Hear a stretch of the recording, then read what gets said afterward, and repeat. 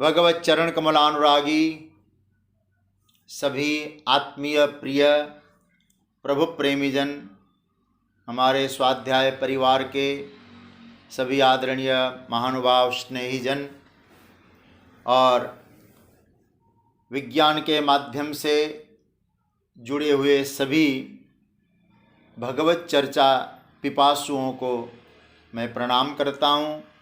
होली की मंगल शुभकामनाएं प्रदान करता हूँ और इतना ही कहूँगा। होली की शुभकामना के संदर्भ में खूब ठाकुर जी के चरण कमलों की भक्ति का रंग आप सबको लगे, ठाकुर जी प्यारे लगे, भजन में मन लगे, यही प्रभु से प्रार्थना है। विगत काफ़ी दिनों के अंतराल के पश्चात, अभी होली के पश्चात अब हम लोग गीता स्वाध्याय की यात्रा में जुड़े हैं।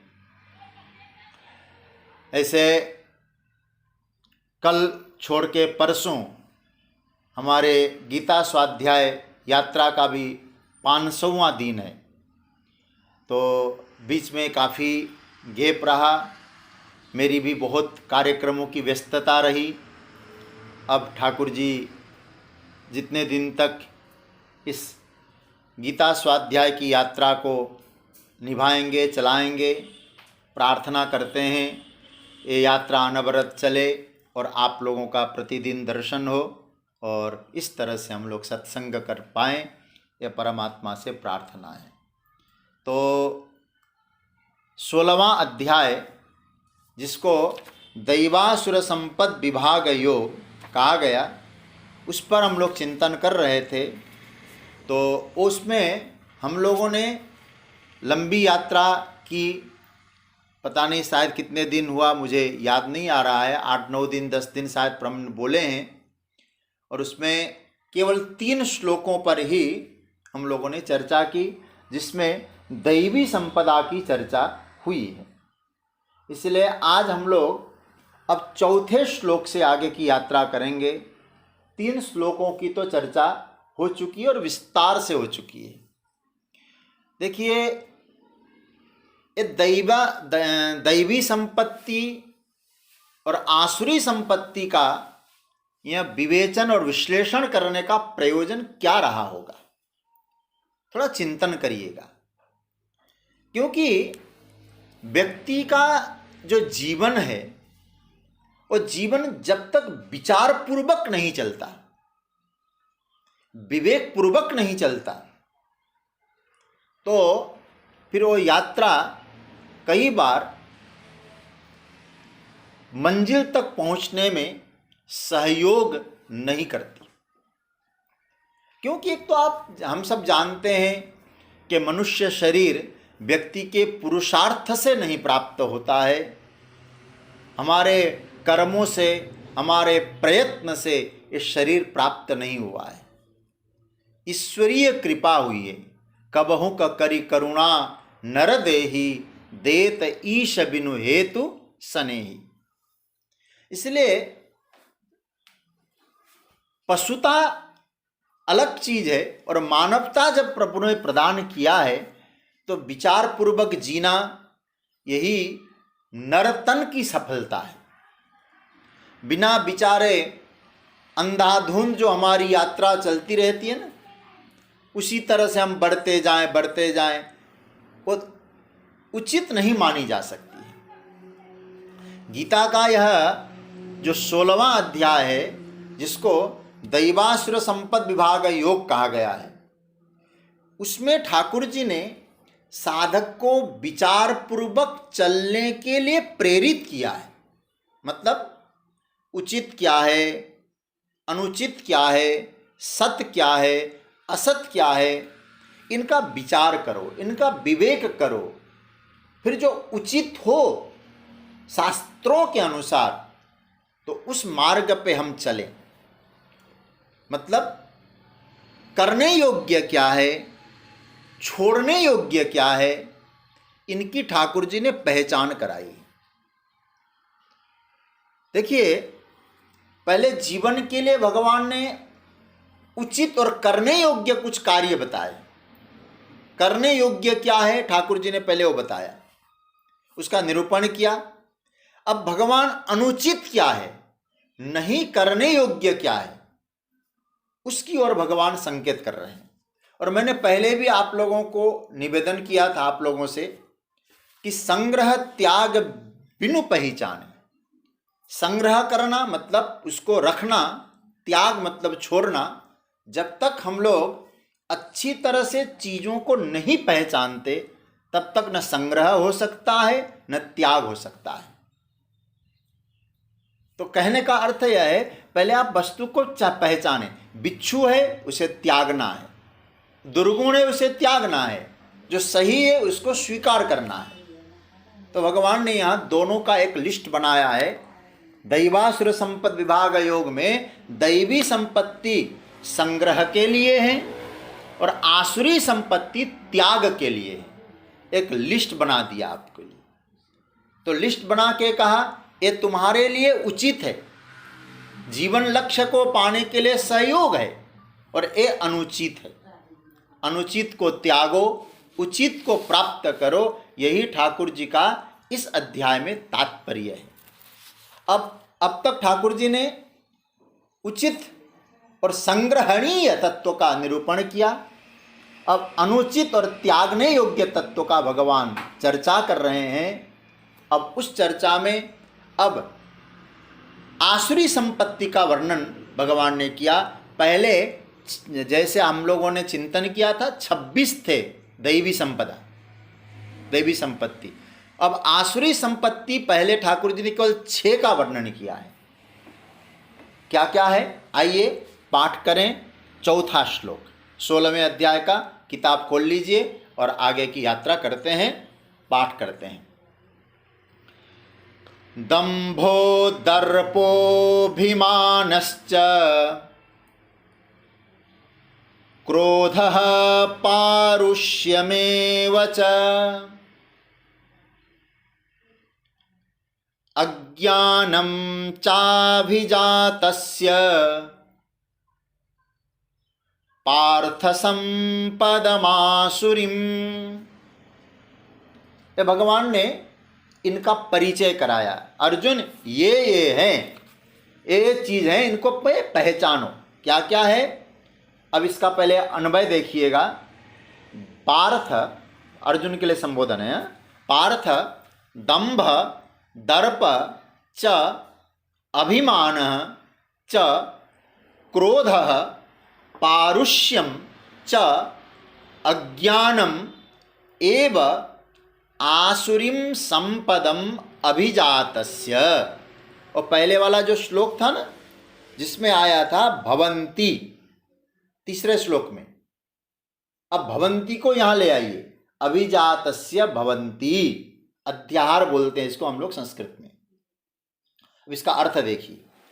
पार्थ, हे अर्जुन, हे पृथा के पुत्र अर्जुन, दंभ, दंभ मतलब दिखावा। दूसरा दर्प, दर्प मतलब घमंड। तीसरा च मतलब और, अभिमान, अभिमान अभिमान, च मतलब और, क्रोध, क्रोध मतलब गुस्सा। पारुष्यम, पारुष्य मतलब कठोरता। च मतलब और, अज्ञानम मतलब अज्ञान। एव का अर्थ यहाँ होगा भी, अज्ञान भी। ये सब आसुरीम संपदम, आसुरी संपदा को अभिजातस्य लेकर के उत्पन्न हुए पुरुष के लक्षण भवंती मतलब होते हैं। स्पष्ट हो गई कि नहीं बात? बोले ये जो 6 चीजें हैं, ये किसी का मतलब इनको लेकर ही जन्म हुआ पुरुष के होते हैं। मतलब लेकर ही उत्पन्न हुए पुरुष में ये पाए जाते हैं। ये इसका अर्थ हुआ। अब एक एक का हम लोग देखते हैं। तो आसुरी संपदा में भगवान ने पहली संपत्ति जो असुरों की है, देखो देवताओं की नहीं है, याद रखना, असुरों की है। क्या है? बोले दंभ। वाह, क्या बढ़िया बात है। दंभ का मतलब होता है, जो शंकराचार्य भगवान ने कहा, जो गुण, जो धर्म अपने अंदर न हो उसको लोगों को दिखाना, इसको कहते दंभ। मतलब जितना है नहीं हमारे पास उतना दिखाना। बात समझ रहे हैं ना? वास्तविकता से एकदम ही विपरीत अपने आप को प्रदर्शित करने वाला जो भाव है उसको आसुरी संपदा के अंतर्गत दंभ के रूप में लिया गया है। जैसे भागवत जी की आप लोग कथा सुनते हैं ना, स्पष्ट हो जाएगी बात। एक बकासुर नाम के दैत्य का वर्णन आता है। कंस का भेजा हुआ असुर था, भगवान का वध करने के लिए वो गया था और उसने सोचा कि कैसे इसका वध करूं, तो वो बगुले का रूप धारण करता है। इसलिए संस्कृत में बक का अर्थ होता है बगुला। बगुले का रूप धारण करता है और भगवान उसके निकट पहुंचते हैं तो चोंच में उसको भर लेता है, भगवान को भर लेता है। हमारे यहाँ आचार्यों ने जब भागवत की टीका की उस समय कहा ये जो वकासुर है इसी का नाम है दंभ। क्यों? जैसे बगुला होता है और तालाब के किनारे जब खड़ा होता है तो ऐसा लगता है कोई सिद्ध योगी ध्यान कर रहे हैं, लेकिन सच बात कहें उसका ध्यान कब तक है? जब तक सामने कोई मछली न दिखाई दे। तो दिखाने के लिए ध्यान है उसको, और ध्यान का भाव उसमें नहीं है। और उसने क्या काम किया? भगवान को चोंच में भर लिया। भगवान का नाम नहीं लेता, भगवान को ही मुंह में रखता है। हमारे यहां कहा गया है कृष्ण नाम मुखे स्थाप्यम न कृष्ण प्रतिमा क्वचित। भगवान श्री कृष्ण का नाम अपने मुख में रख लो, भगवान की प्रतिमा को नहीं रखो।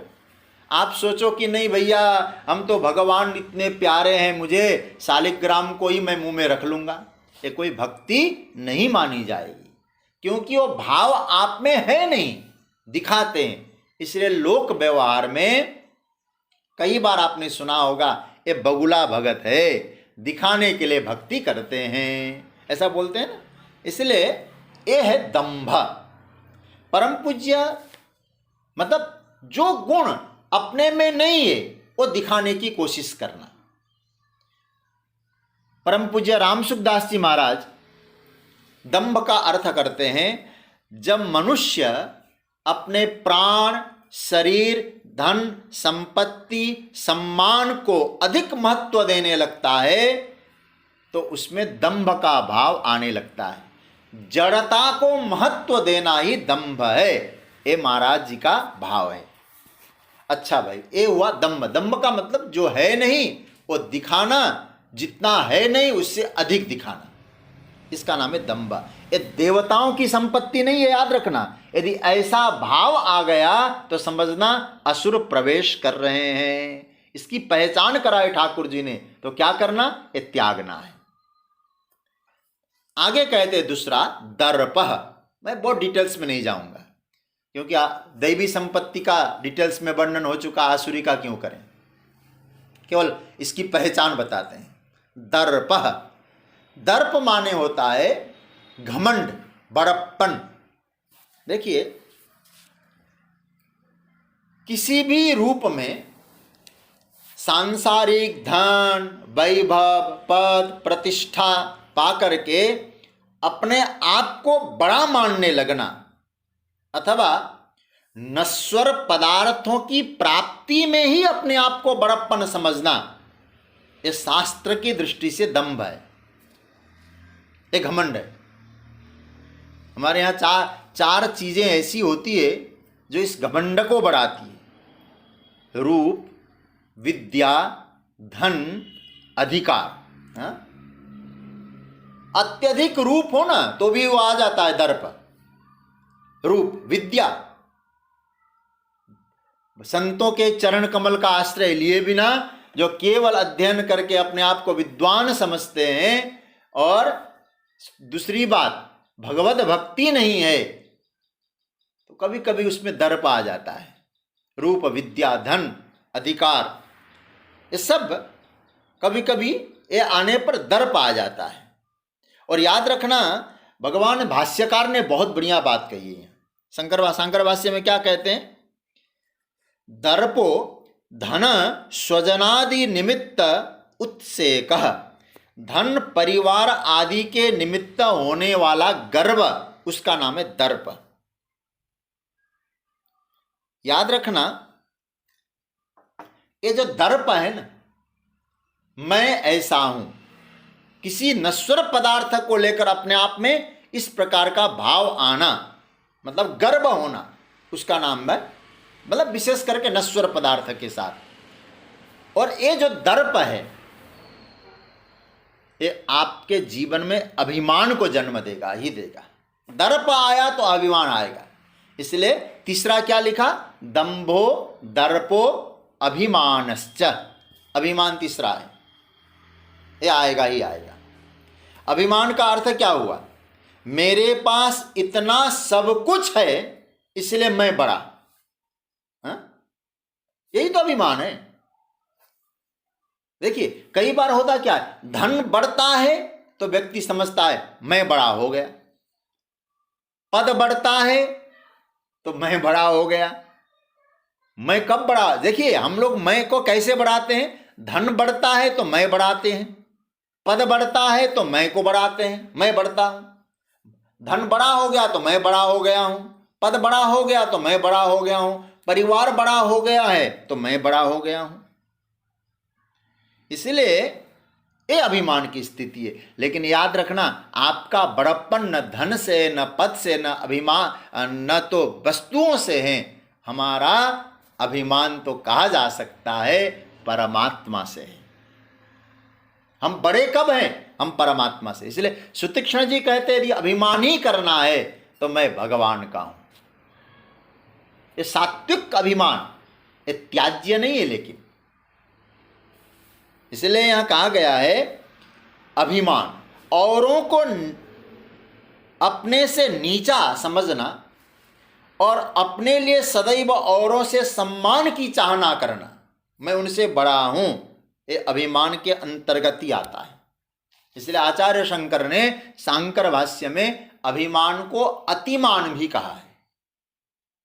अतिमान, अतिमान खोजना। और ठाकुर जी का क्या स्वरूप है?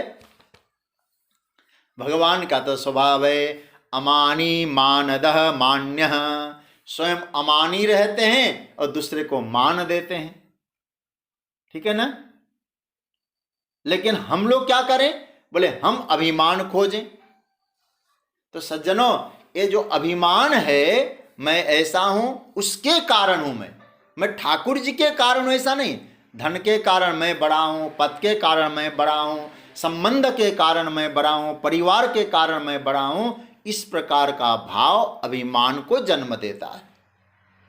यदि आपको बड़प्पन का इतना शौक है तो कहो मैं ठाकुर जी का हूं इसलिए श्रेष्ठ हूं, क्योंकि मेरे ठाकुर जी मेरे साथ हैं और ठाकुर जी के कारण मैं श्रेष्ठ हूं। ये भाव रहना चाहिए। देखो, ये हुआ दंभो दर्पो अभिमान है, 3 हो गए। चौथा है क्रोध। देखिए, दूसरों को अनिष्ट करने के लिए जो हमारे हृदय में ज्वलनात्मक जो वृत्ति होती है ना, उसी का नाम है क्रोध, गुस्सा। जो दंभी होगा, जो दर्पी होगा, जो अभिमानी होगा, उसमें ये क्रोध नाम का आसुरी संपत्ति, आसुरी संपदा आनी है। ये 3 होंगे तो चौथा आएगा, क्योंकि ये संगठित बड़े जल्दी होते हैं। एक आया दूसरा खींच लेता है। ये दैवी संपत्तियों को एकत्रित करना बड़ा कठिन है, लेकिन आसुरी संपदा एकत्रित होते जाते हैं। इसलिए भगवान बाद में कहेंगे, मैं विस्तार से कहूंगा तुमको। तो ये 3, उसके बाद एक चौथा है क्रोध। जो अभी मैंने चर्चा की। क्रोध के बारे में एक श्लोक आता है, बहुत प्यारा श्लोक है, पहले सुन लें। क्रोधो हि शत्रु प्रथमो नराणाम देह स्थितो देह विनाशनाय यथा स्थितः काष्ठगतो हि बह्नि स एव बह्निर्दहते शरीरम। कितना प्यारा मंत्र श्लोक है। और इस श्लोक का मैं अर्थ बता देता हूं। क्रोध ही मनुष्य का प्रथम शत्रु है, जो देह में स्थित होकर देह का विनाश करता है। जैसे लकड़ी में स्थित अग्नि लकड़ी को ही जलाती है, ऐसे ही देह में स्थित क्रोध रूपी अग्नि देह को ही जला देती है। क्रोध अत्यंत ज्वलनशील वृत्ति है, इसलिए साधक को इसे सावधान रहना चाहिए। आप लोग पौराणिक कथाओं को सुनते होंगे, कई बार टीवी में सीरियल के रूप में भी कई कथाओं को देखते होंगे, तो आपने ये तो देखा ही होगा वहां कितने जल्दी क्रोधित हो जाते हैं महाराज। कितने जल्दी असुर लोग क्रोधित हो जाते हैं वहां। संत लोग क्रोधित होते हुए नहीं देखे होंगे, लेकिन असुर लोग किसी ने कुछ कह दिया, वाह, तुरंत महाराज ऐसा क्रोध कर देते हैं। तो एक क्रोध आसुरी संपदा है। सज्जनों, इस जब व्यक्ति के जीवन में क्रोध आता है ना, उसका जीवन बड़ा रूखा रूखा सा होने लगता है। और सज्जनों, उसी क्रोध से एक वृत्ति का उदय होता है, उस वृत्ति का नाम है पारुष्य। ये बड़ा प्यारा शब्द है, इसका ध्यान देना। पारुष्य, ये आपने देखा ना, दंभो तर्पो भिमानश्च क्रोधः पारुष्यमेव च। पारुष्यम, पारुष्य का अर्थ क्या है? साधारण अर्थ बता दूं, कठोरता। पारुष्य मतलब कठोरता को ही पारुष्य कहते हैं। आपने दैवी संपदाओं का चिंतन किया? दैवी वृत्ति में संतों के लिए क्या कहा था? 26 गुणों में एक गुण था मार्दवम। आप लोगों ने ध्यान से पढ़ाई है। मार्दवम, मार्दवम का अर्थ क्या था? सरलता। और एकदम उल्टा है कि नहीं? पारुष्यम, कठोरता। यदि सरलता है तो दैवी वृत्ति है, और कठोरता है तो आसुरी वृत्ति है। अंतकरण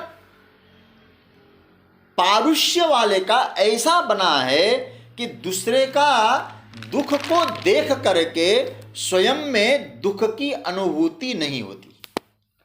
मतलब पारुष्य का एक अर्थ हम कर सकते हैं, सहानुभूति का नितांत अभाव।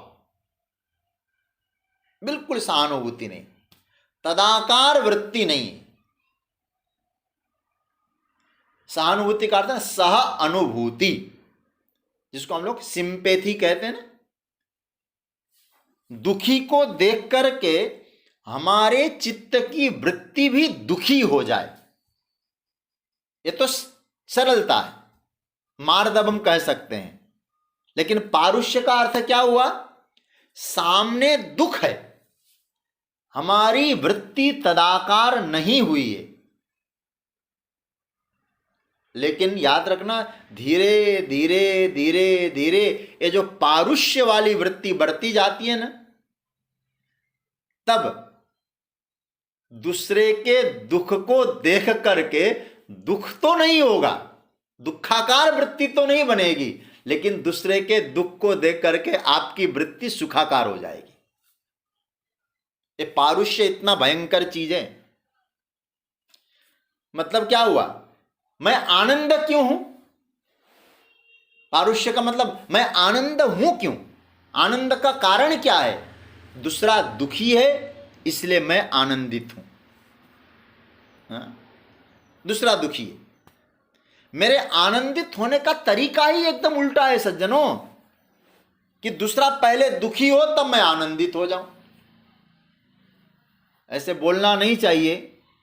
जैसे कुछ लोग होते हैं ना, जो अब क्या बताएं, और एक संप्रदाय भी है, बोले ओ किसी को काटते हैं हलाल, क्या बोलते हैं ना, झटका हलाल, कहा कि नहीं, हम एक साथ नहीं मारेंगे, धीरे धीरे धीरे करके मारेंगे। वो दुखी हो रहा है, वो दुखी है, उसको मारा जा रहा है और हम खुश हो रहे हैं, ये मांस भक्षण करने वाले लोग। मेरा कहने का अर्थ यह है, दूसरे की दुख को देख करके दूसरा दुखी हो रहा है और दूसरा दुखी हो रहा है और आप सुख का अनुभव करें, ये समझ लेना हम में एक पारुष्य की वृत्ति घर कर गई। बड़ी भयंकर वृत्ति है पारुष्य। मतलब मैं आनंदित कब बनूंगा? जब दूसरा दुखी हो जाए। मेरे आनंदित होने का तरीका ही बदल गया है। मेरे आनंदित होने का कोई तरीका ही इस प्रकार का बन गया। दूसरे को दुखी करूं, दूसरा दुखी हो जाए, फिर मैं तो मस्ती, मेरी मस्ती रहेगी। ऐसा पारुष्य है। किसी का बिलखना, किसी का रोना, किसी का दुखी होना मेरे लिए दुख का हेतु न होकर आनंद का हेतु बन जाए, ये पारुष्य की वृत्ति है। आपने देखा है ना, क्या कभी देवता दैत्यों को किसी का दुख देख करके दुखी होते हुए देखा आपने? क्या नहीं देखा। कई बार तो ऐसी भी वृत्ति आती है, बोले अपने स्वार्थ सिद्ध के लिए, स्वार्थ सिद्धि के लिए अपने ही परिवार का भी कोई मर जाए तो आनंदित है। क्या इतनी भयंकर वृत्ति है पारुष्य की। देखिए, और पारुष्य कठोरता है ना, वाणी के संदर्भ में भी भगवान भाष्यकार ने बहुत अच्छी बात कही है। इसको पढ़ने लायक है। भाष्य में मैं बताता हूं, भगवान भाष्यकार क्या कहते हैं? परुष वचनम यथा कानम चक्षुष्मान विरूपम रूपवान हीनाभिजनम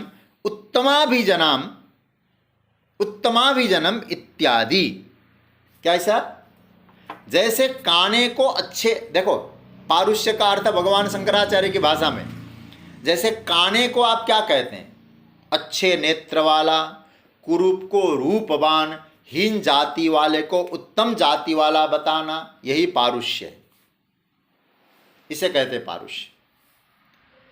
अच्छा, कोई काना हो और आपके पास आकर बैठ जाए, आप कहेंगे हे कमल नयन, हे राजीव लोचन, हे अरविंद नेत्र वाला। अरे वो बेचारा पहले से दुखी है और आपके वचनों से वो सुखी होगा क्या? और दुखी हो जाएगा। उस व्यक्ति ऑलरेडी पहले से हीन भावना से ग्रसित है और हम उस हीन भावना के ऊपर चोट कर रहे हैं, जैसे जले पे नमक छिड़क रहे हैं। और भगवान भाष्यकार कहते हैं विरूपम रूपवान, जो बिल्कुल रूप नहीं है, बदसूरत है वो। बदसूरती को आप क्या कहते हैं? अरे आओ त्रैलोक्य सुंदर, तुम तो विश्व में तुम्हारे बराबर कोई खूबसूरत नहीं है, खूबसूरत शिरोमणि आ जाओ। अरे भाई, पहले से वो ग्लानि से भरा हुआ है। देखिए ना, क्या गजब का दृष्टांत दिया है। भगवान कहते हैं, भाष्यकार ने कहा हीनाभिजनम उत्तमाभिजनम। जैसे हीन अभिजनम, जैसे निम्न परिवार में जन्म हो, जिसका कोई यश न हो, दरिद्रता उसके जीवन में हो, और आपके पास हो आया और आप क्या कह रहे हैं? आइए आइए कुलीन शिरोमणि। तो क्या हुआ? उसके दुखी होना आपके लिए सुख का कारण बन रहा है। मतलब यह तो एक कहने का एक तरीका मैं आपके सामने रख रहा हूं। यह बोलकर आपको क्या मिल रहा है, उसके लिए आप इस प्रकार का वक्तव्य दे रहे हैं। आपको मिल क्या रहा है? इससे आपको खुशी मिल रही है, प्रसन्नता मिल रही है। इसके बोलने से दूसरे को क्या मिला, इससे कोई मतलब नहीं। दूसरे को क्या मिला? आप इसके बोलने से दुख मिला, लेकिन आपको क्या मिला? खुशी मिली। बोले इसका मतलब है पारुष्य। मतलब चित्त की वह गति पारुष्य कहलाती है, जो दूसरे को दुखी देख करके सुखी होने का स्वभाव होता है। या पारुष्य, मतलब हमारे चित्त की एकदम विपरीत अवस्था, दूसरे के दुख में दुखाकार न होकर सुखाकार बन जाना, याद रखना ये आसुरी संपदा है। रामानुजाचार्य जी महाराज ने कहा, बहुत प्यारी बात कही। क्या कहा? साधु जन उद्वेग करम। क्या बढ़िया बात है। मतलब ये पारुष्य का अर्थ क्या किया? जो साधु जन है उसके चित्त में ये जो पारुष्य वाली जो वृत्ति है वो उद्वेग पैदा करती है साधुओं के हृदय में। तो दंभो दर्पोभिमानश्च क्रोध पारुष्यमेव च। जरा सोचिएगा, यदि हमारा चित्त पारुष्य वृत्ति से भर जाए, मैं आपसे ही पूछता हूं, आप निर्णय कर लीजिएगा, ऐसा स्वभाव बना हो तो क्या कभी ब्रह्म को देखकर ब्रह्माकार वृत्ति बनेगी? भगवान को देखकर यदि पारुष्य हो तो भगवदीय वृत्ति बनेगी क्या? नहीं बन सकती। तो इसलिए सीधी सी बात है, हमारे यहां जो प्रमा है ना, प्रमा को क्या कहा? यथार्थ अनुभव प्रमा। वहां तो अयथार्थ अनुभव है, विपरीत अवस्था है, हर चीज को उल्टा विपरीत देखना, विपरीत ज्ञान, कठोरता, यही पारुष्य है। ये असुरों की संपदा है। आगे कहते हैं दंभ दर्प अभिमान क्रोध पारुष्य। अब छठी बात भगवान कहते हैं अज्ञानम। महाराज, इन सभी विकारों का बाप है तो अज्ञानम। असुरों की बहुत बड़ी संपत्ति है। लेकिन याद रखना, कहीं आप लोग ये अर्थ मत करिएगा अज्ञान का मतलब स्वरूप का अज्ञान। क्योंकि हम लोग गीता सुन रहे हैं तो कई बार मन में आता है, अच्छा स्वरूप का अज्ञान नहीं है क्या? नहीं, इस स्वरूप के अज्ञान की चर्चा नहीं है यहाँ। जो दैवी आसुरी संपदा में फिर क्या अज्ञान है? यहाँ अज्ञान का मतलब है, पढ़ने लायक भाष्य है महाराज। क्या लिखा है? अज्ञानम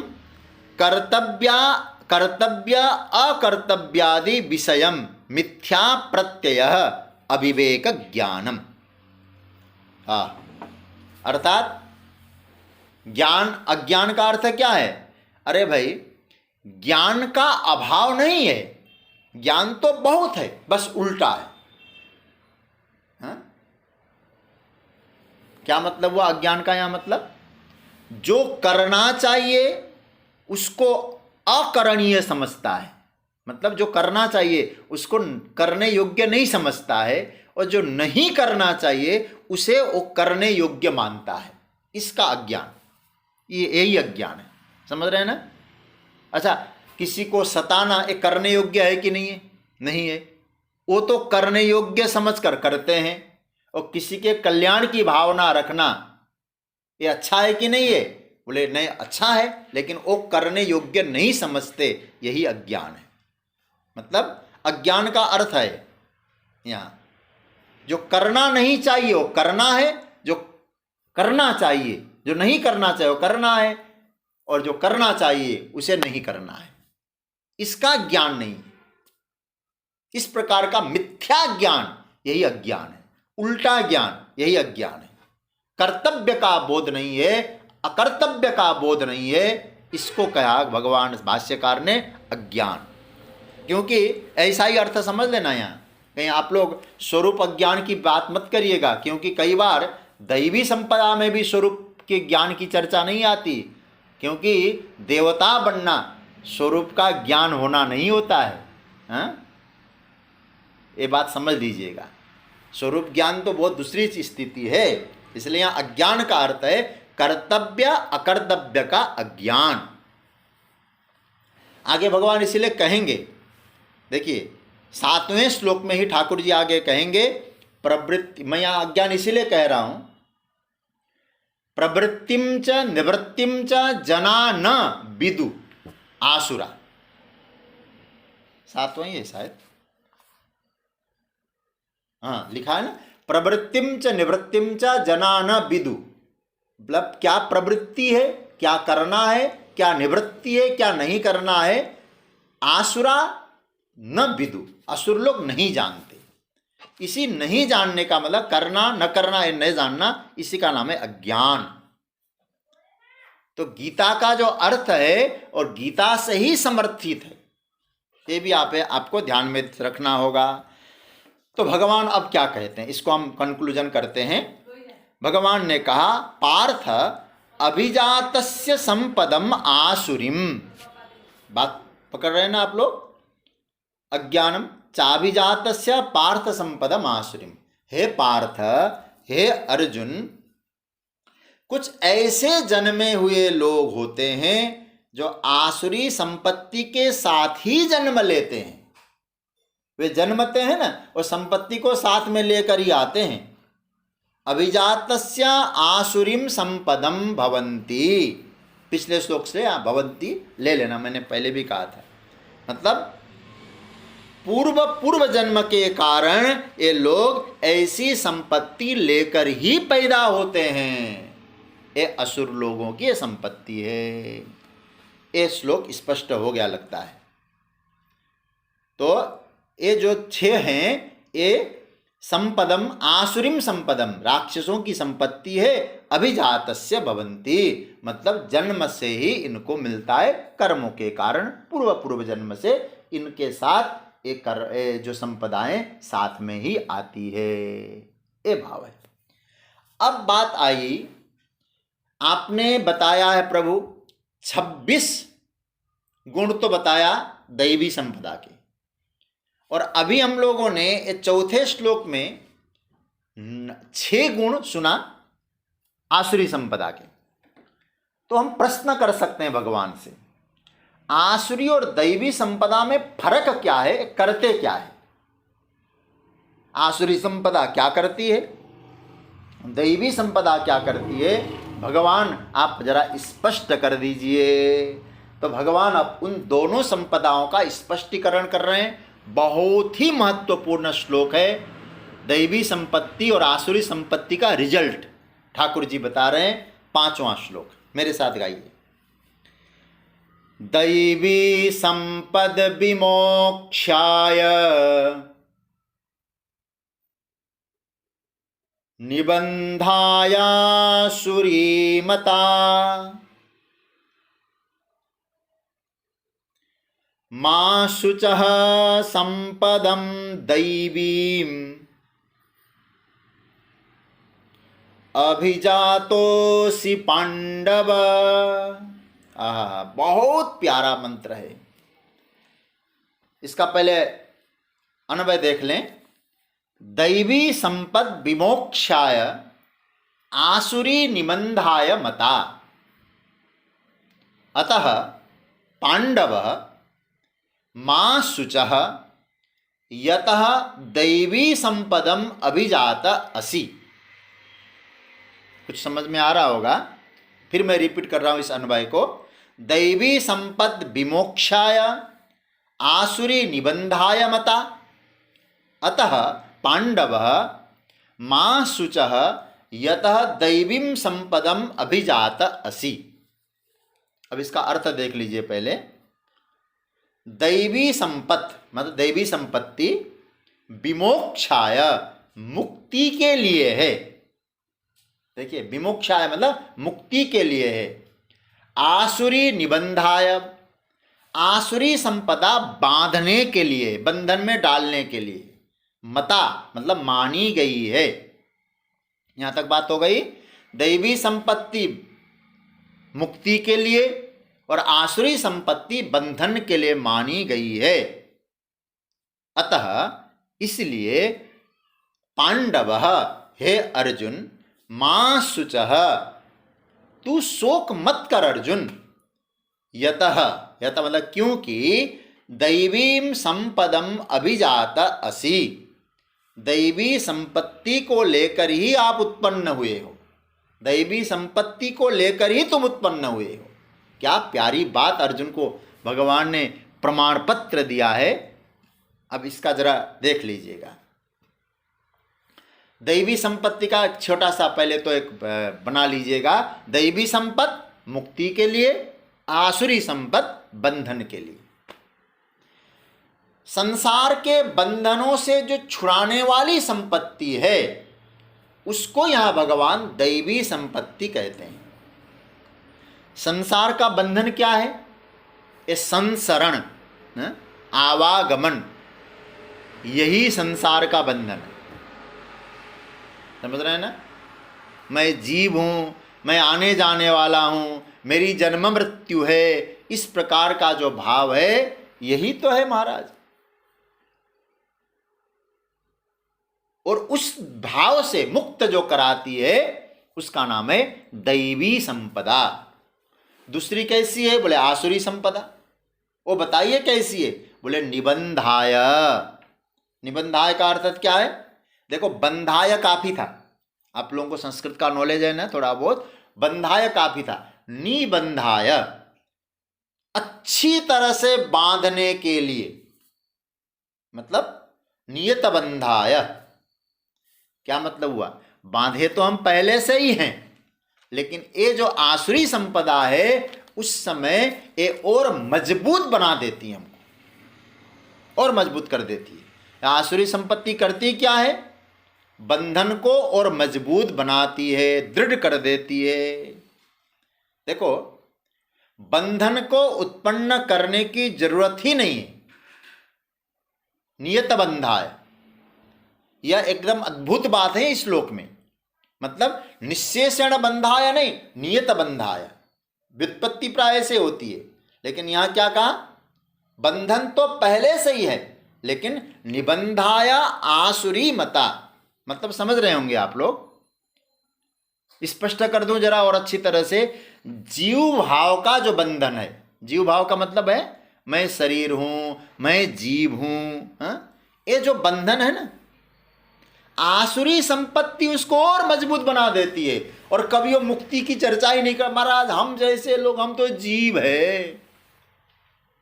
जीव भाव के बंधन को दैवी संपत्ति मुक्त करती है। आसुरी संपत्ति तो जीव भाव के बंधन में और फेविकोल चिपका देती है, और मजबूत जोड़ बना देती है, फिर कोई तोड़ ना सके उसको। ये दोनों का भाव आ गया। अब एक महत्वपूर्ण बात इस श्लोक में आया। अर्जुन ने, ध्यान से सुनिएगा आप, जो बहुत प्यारी बात आपके सामने रखने जा रहा हूं। अर्जुन ने 16वें अध्याय के 4 श्लोक और 5वें मंत्र का आधा श्लोक जब सुना तो अर्जुन के मन में एक भाव आया। भगवान ने स्पष्ट तो कर दिया है देवी संपत्ति और आसुरी संपत्ति के विषय में, लेकिन मैं कहां खड़ा हूं? मतलब मैं कौन हूं? और मैं समझता हूं अर्जुन तो हमारा प्रतिनिधि है। हमको भी सोचना है इन संपत्तियों को वर्णन सुनने के बाद, मैं कहां खड़ा हूं? मुझ में दैवी संपदा है कि आसुरी संपदा है? हमको भी सोचना है, क्योंकि अर्जुन का अनुसरण थोड़ा हम कर लें, अच्छा रहेगा। जैसे अर्जुन को शायद परेशानी होने लगी होगी, ये शंकराचार्य भगवान का भाव है। इसको सुन करके अर्जुन के मन में परेशानी हुई, मतलब चिंता होने लगी कि मैं दैवी संपत्ति में आता हूं कि आसुरी संपत्ति में आता हूं। मैं निर्णय नहीं कर पा रहा हूं। अर्जुन को मानो चिंता हुई, शोक हुआ। तो भगवान को लगा अर्जुन शोक ग्रसित हो रहा है, चिंतित हो रहा है। देखिए ठाकुर जी क्या बोले, आहा, इतना प्यारा सूत्र है, मां शुचः। अंडरलाइन करिएगा इस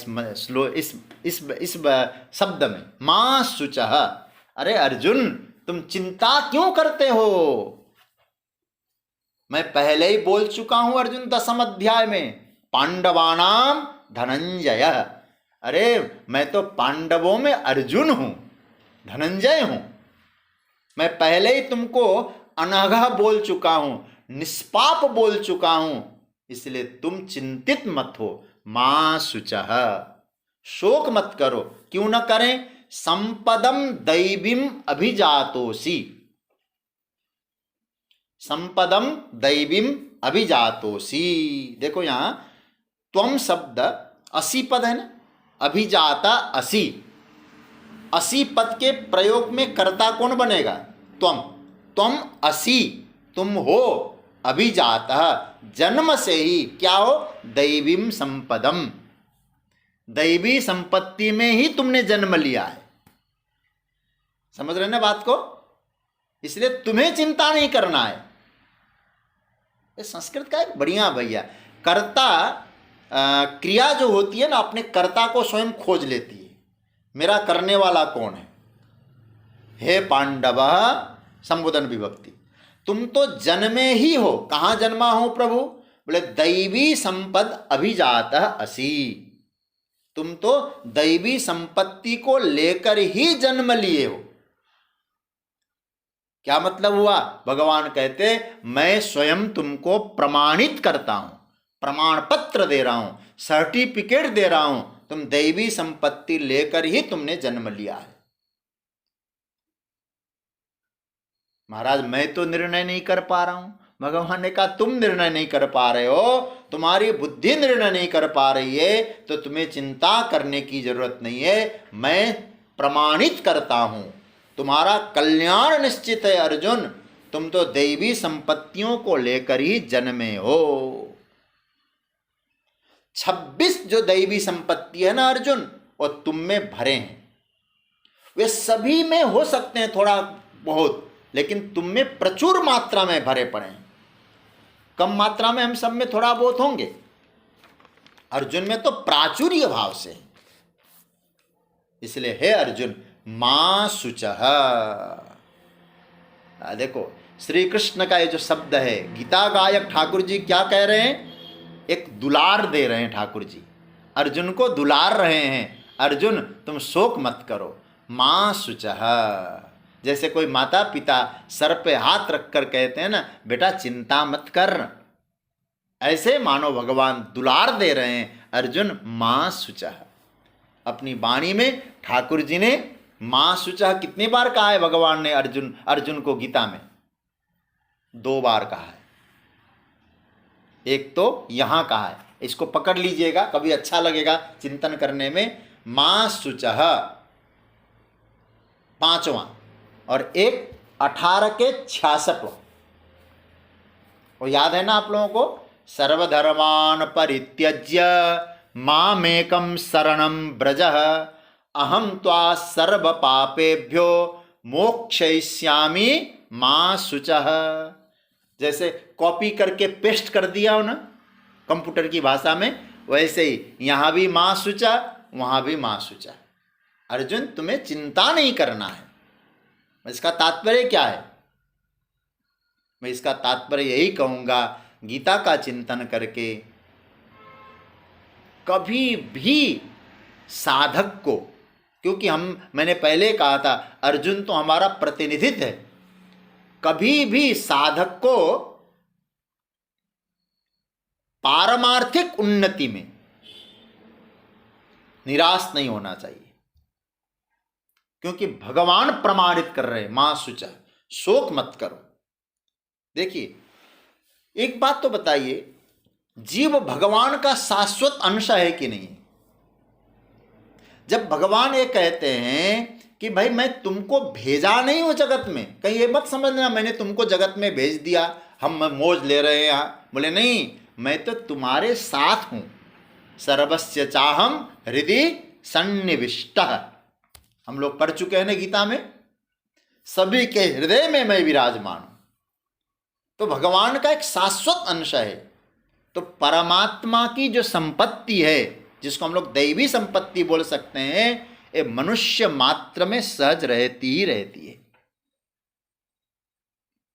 है। बस उनको प्रकट करना है साधना से, गुरुचरणों की उपासना से, चिंतन से, मनन से। अच्छा, दूध में घी तो है ना, कोई व्यक्ति कहे दूध में घी है, दीपक जलता कैसे? बोले घी से जलता है। बोले दूध से? बोले है तो यहाँ भी, लेकिन दूध से नहीं जलता है। तो भगवान मानो अर्जुन को माध्यम बना के हम सबसे कहना चाहते हैं कि तुम मेरे सनातन और शाश्वत अंश हो। तुम में वो दैवी वृत्ति भरी पड़ी है, बस उसको प्रकट करके प्रज्वलित करो। प्रकट करना है। जैसे दूध को दही बना के मंथन करके घी तैयार करके दीपक जलाया जाता है, ऐसे ही हमारे हृदय का इन वचनों से मंथन करो, मनन करो, और मनन करने के बाद उसमें से फिर वो दिव्य प्रकाश में भक्ति का प्रकाश, ज्ञान का प्रकाश और दिव्य जो संपदा है वो प्रकट होती है। इसलिए प्रिय स्वजनों, मेरा कहने का अर्थ यह है वो ऑलरेडी, शोक मत करो, बस उसे प्रकट करो। प्रकट करना है। भगवान हम सबको अर्जुन के माध्यम से मां शुचः, शोक मत करो। देखिए, मैं एक बात और कहूं, परमात्मा की प्राप्ति का उद्देश्य जब हम में प्रकट हो जाता है, हम में आ जाता है, जब तब दैवी संपत्ति अपने आप आने लगती है। ये दैवी संपत्ति ना आने का एक कारण है, क्योंकि हमारा उद्देश्य ही गड़बड़ है। जिस दिन उद्देश्य सही हो जाए, उद्देश्य निर्धारित कर लें, जो उद्देश्य में जो पाथेय हैं, पाथेय मतलब रास्ते की जो चीजें हैं, वहां पहुंचने के, मंजिल तक पहुंचने के लिए जो चाहिए वो अपने आप आती है। अब मैं आपसे कहूं, कोई पूछे भैया ये जो चीजें हैं हम में क्यों नहीं आ रही है? क्योंकि उद्देश्य ठीक नहीं है। हमारा उद्देश्य केवल परमात्मा की प्राप्ति बन जाए और दैवी संपत्तियां अपने आप आपके पास उतर आती है, इसलिए स्वतः प्रकट होती है। देखिए, फिर मैं कहूं, भगवान का जो अंश होने के कारण प्रभु प्राप्ति के लिए कभी हमको निराश नहीं होना चाहिए, पहली बात, क्योंकि उसके हैं हम, उसके बनकर रहना है। भगवान ने जो मानव शरीर दिया है ना, उन्हीं की प्राप्ति के लिए दिया है। हमको सूकर कुकर नहीं बना के मनुष्य क्यों बनाया? क्योंकि भगवान चाहते हो तुम मुझे प्राप्त करो। और याद रखना, ये प्रभु का संकल्प है। मैं इसीलिए मनुष्य तन दे रहा हूं साधकों को कि वह मुझे प्राप्त कर सके। और भगवान का निर्णय कभी गलत नहीं हो सकता है। तो हमें क्या करना है? भगवान का संकल्प था, हमको मनुष्य बनाया, क्योंकि प्रभु को पाना है। तो भगवान का संकल्प हमारे कल्याण के लिए हुआ है। बस हमको याद रखना, भगवान का जो संकल्प है वो हमारा संकल्प वही बने। भगवान का संकल्प अलग और हमारा संकल्प अलग न हो। भगवान ने जिस उद्देश्य से मनुष्य तन दिया है, उस उद्देश्य का जो संकल्प है वही संकल्प बने, अलग से कोई संकल्प न हो। और उसकी दया स्वतः हमारे जीवन में प्रकट होती है। जब भगवान के संकल्प से अलग संकल्प होता है ना, तब ये दैवी संपत्तियां नहीं आ पाती। तो ठाकुर जी का जो संकल्प है, उस संकल्प में अपने संकल्प को मिला दीजिएगा, अलग मत बनाइए। बस फिर आपके जीवन में ये भाव आ जाए। तो हमें क्या करना है? ये दो प्रकार की संपदाओं का वर्णन करके भगवान ने कहा, माँ शुचः, अरे हम तो ठाकुर जी के संतान है, वहाँ से पैदा हुए हैं, हमको शोक नहीं करना है, क्योंकि वो संपत्ति साथ में लेकर आए हैं। बस हम उन संपत्तियां यदि हम में नहीं प्रकट हो रही है, प्रकट करने का प्रयास करें, हासिल करने का प्रयास करें और अपने आप उन संपत्तियों को प्राप्त करके आत्मसात करने का प्रयास करें। तो भगवान कहते हैं इन भाव से हम लोग आगे बढ़ सकते हैं, उन संपत्तियों को हृदयंगम कर सकते हैं। तो आज चर्चा क्या बनी? तो पहले हम लोगों ने 26 दैवी गुणों की चर्चा की। आज 6 जो आसुरी वृत्ति है, दंभ, दर्प, अभिमान, क्रोध, पारुष्य और अज्ञान, ये क्या हुआ? ये आसुरी संपत्ति है। और भगवान कहते हैं जो दैवी संपत्ति है वो मोक्ष मुक्ति के लिए है, और आसुरी संपत्ति है वो बंधन के लिए है। बंधना चाहते हो जीव भाव में, तो आसुरी संपदाओं को एकत्रित करो। जीव भाव से मुक्त होना चाहते हो, दैवी संपदाओं को संग्रहित करो। और कहीं निराश न हो जाए हम लोग, तो भगवान अर्जुन को माध्यम बना के हम सब से कह रहे हैं, माँ शुचः, तुम्हें शोक नहीं करना है, क्योंकि तुम्हारा जन्म मेरी कृपा से हुआ है, तो दैवी संपदाएं तुम में हैं, प्रकट करो, हासिल करो, हृदयंगम करो। ये दैवी संपदा तुम्हारी मुक्ति के लिए मैंने बताया है। ये माँ शुचः संपदम दैवी मभिजातोसि पांडव, ये भगवान यहाँ कहते हैं। अब उसके बाद भगवान प्रतिज्ञा करते हैं कि मैं अब आसुरी संपदाओं का कुछ वर्णन करूँगा। वो है 6ठे श्लोक में। एक कल हम इसकी चर्चा करेंगे। तो आज काफ़ी दिनों से हम लोग यहाँ चर्चा में